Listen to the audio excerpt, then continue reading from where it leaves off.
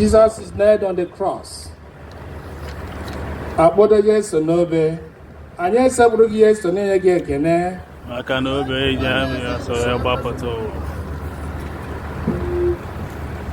Dịka Moses si welite agwọ n'elu ime ọzara, ka a ga-esi welite nwa nke mmadụ elu, ka onye ọbụla kwere na ya wee nweta ndụ ebighị ebi.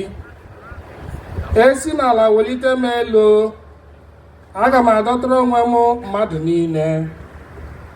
Mgbe Jesu butere obe ya na Golgota, akpọdo ya n'etiti ndị ohi abụọ. Ndị mmadụ guzoro na-ele ya, ndị ji ike ọchịchị na-akọcha ya, ndị agha ji ya na-akpa ọchị.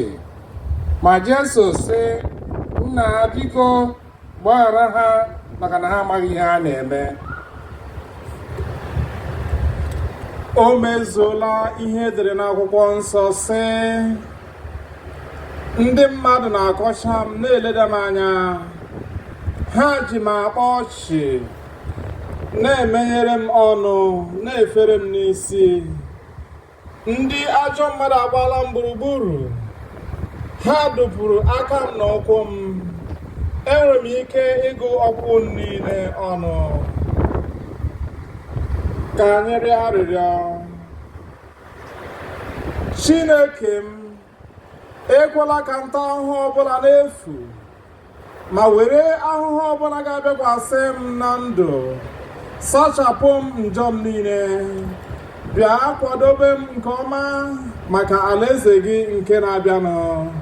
Jesu m, ahụrụ gị n'anya karịcha ihe niile, eji m obi m niile chegharịa na mmehie m mehiere gị. Ekwela ka m tọhapụ onwe m ọzọ n'ebe ị nọ. Mee ka m hụ gị n'anya mgbe ọbụla.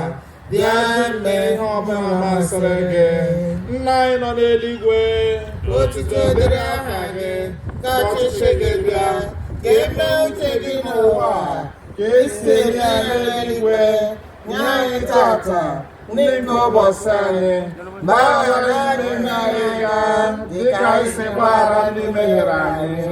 Ekwela ka anyị kwenye na nranye, ma zọpụta anyị n'ajọ ihe. Amen. ekele m Maria, I jutere na gracia, usekpụrụ ụwa nọnyere gị. Ịdị ngọzi n'etiti ụmụ nwanyị niile, ọ dịazị ngọzi nwa afọ gị bụ Jesu. Maria dị asọ, nne nke Chukwu, yọbara anyị bụ ndị njọ arịrịọ, kịta na mana ọnwa anyị. Amen. Otu dịrị Nna na Nwa na Mmụọ Nsọ.